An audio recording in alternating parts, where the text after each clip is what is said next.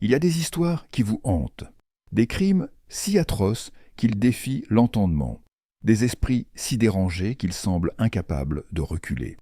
Aujourd'hui, nous plongeons dans l'un des crimes les plus glaçants de ces dernières années. Une famille entière décimée, un assassin méthodique convaincu d'être victime d'une injustice, une obsession qui s'est transformée en massacre, une paranoïa qui l'a conduit à l'irréparable. Pourquoi? Comment une simple rancune peut-elle se muer en l'un des meurtres les plus sordides de ces dernières décennies? Aujourd'hui, vous allez entendre une histoire terrifiante, racontée par celui qui l'a vécue, et commise.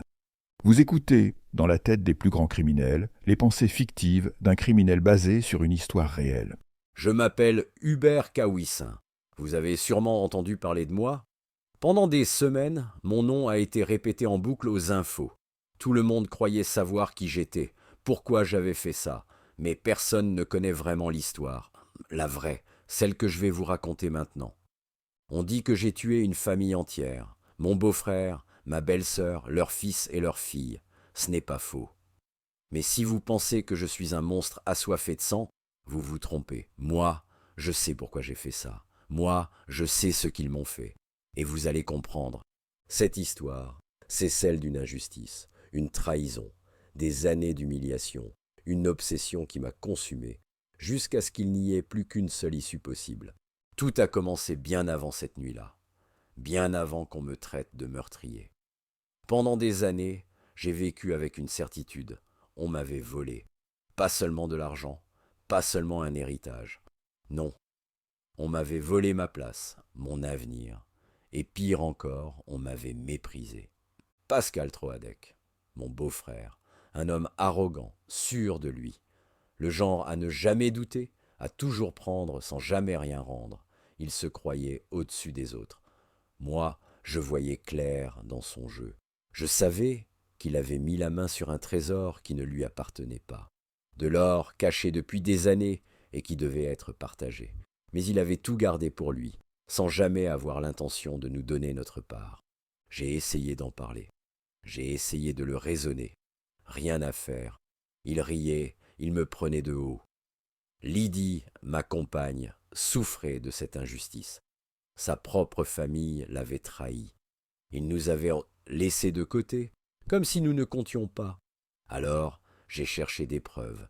J'ai surveillé leurs dépenses, leurs voyages, leurs achats, et plus je creusais, plus ma colère grandissait. Ils vivaient bien, trop bien. Cet argent n'était pas le leur. Pendant des années, j'ai porté cette rancune. Et puis, un jour, ce n'était plus seulement une rancune, c'était une obsession. Ce soir-là, j'avais tout prévu. Je ne voulais pas les tuer, je voulais des réponses, je voulais qu'il avoue, qu'il me dise enfin la vérité. J'ai attendu. Dehors, dans l'ombre, j'observais leur maison. Je connaissais leurs habitudes. Ils allaient bientôt dormir. J'ai patienté, le temps que les lumières s'éteignent une à une. Quand tout a été calme, j'ai pénétré dans la maison. J'étais sûr de moi. J'avais un objectif précis, récupérer des preuves, des documents, des traces, n'importe quoi qui prouverait ce que je savais déjà. Mais quelque chose a cloché, un bruit, une ombre. Pascal était là face à moi. Il m'a vu, il a compris. Son regard a changé. Il ne s'est pas inquiété, il s'est moqué. Comme toujours, il croyait encore avoir le dessus. Il croyait que j'allais partir, comme un chien battu. Mais ce soir-là, ce n'est pas moi qui ai reculé. Il a crié, il a réveillé Brigitte. Puis les enfants. Tout s'est enchaîné trop vite. Il a voulu me frapper, je me suis défendu. Un coup, puis un autre, puis un autre. Et quand tout s'est arrêté, il y avait du sang partout. Le silence, c'est ce qui m'a frappé en premier, un silence total, comme si le monde entier s'était arrêté. Je ne pouvais pas rester là. Il fallait que je réfléchisse, que je trouve une solution. Mais il n'y avait plus de solution, juste 4 corps étendus devant moi. Je ne sais pas combien de temps je suis resté immobile, à les regarder. Je savais que tout était fini, que je ne pouvais pas revenir en arrière, mais je refusais d'être celui qu'on allait accuser. Je refusais qu'on me prenne pour un monstre. Alors j'ai fait ce qu'il fallait faire, j'ai nettoyé, j'ai effacé les traces, j'ai transporté les corps, un par un, dans la voiture de Sébastien. J'ai roulé, loin, très loin, jusqu'à ma ferme, là où personne ne viendrait fouiller. Et ensuite, j'ai fait ce que j'avais à faire, ce que personne n'aurait eu le courage de faire. Pendant quelques jours, j'ai cru que ça tiendrait, que j'avais pensé à tout.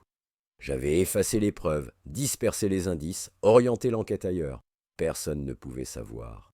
Mais la police, ils ne lâchent jamais. Ils ont fouillé, ils ont remonté les pistes, ils ont interrogé. Et puis, ils sont venus me voir. Je me souviens de ce moment, l'interrogatoire, les questions, toujours les mêmes. Où est la famille Troadec? Qu'est-ce que vous savez? Pourquoi votre ADN est dans leur maison? Mon ADN, c'est ça qui m'a trahi. Une erreur, un détail, une simple trace qui a suffi à tout faire s'effondrer. Alors j'ai parlé, j'ai tout raconté. Parce que mentir n'avait plus de sens, parce que de toute façon, ils savaient déjà. Mais vous, est-ce que vous savez vraiment? Est-ce que vous comprenez pourquoi j'ai fait ça? Aujourd'hui, je suis en prison, condamné, jugé, catalogué comme un monstre. Mais ça change quoi au fond? Ils disent que c'est un crime insensé, que j'ai tué pour rien, que cet or n'a jamais existé. Peut-être, peut-être pas. Mais moi, je sais ce que j'ai vécu, je sais ce que j'ai ressenti. J'ai passé des années à être trahi, à être humilié, à être ignoré. J'ai laissé cette rancœur grandir encore et encore, jusqu'à ce qu'elle m'engloutisse, jusqu'à ce qu'il ne reste plus qu'une seule issue. Regardez-moi, j'étais un homme ordinaire, je travaillais, j'avais une famille, et pourtant j'ai fait ça. Alors, posez-vous la question, à quel moment bascule-t-on? À quel moment cesse-t-on d'être une victime pour devenir un bourreau? Hubert Kawissin a été condamné à 30 ans de réclusion criminelle pour le meurtre de la famille Troadec. Son obsession, nourrie par des années de paranoïa et de rancœur, l'a conduit à commettre l'irréparable.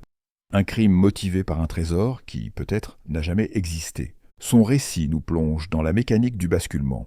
Comment un homme sans passé criminel peut-il en arriver là? À quel moment la frontière entre réalité et fantasme s'efface-t-elle au point de justifier l'injustifiable?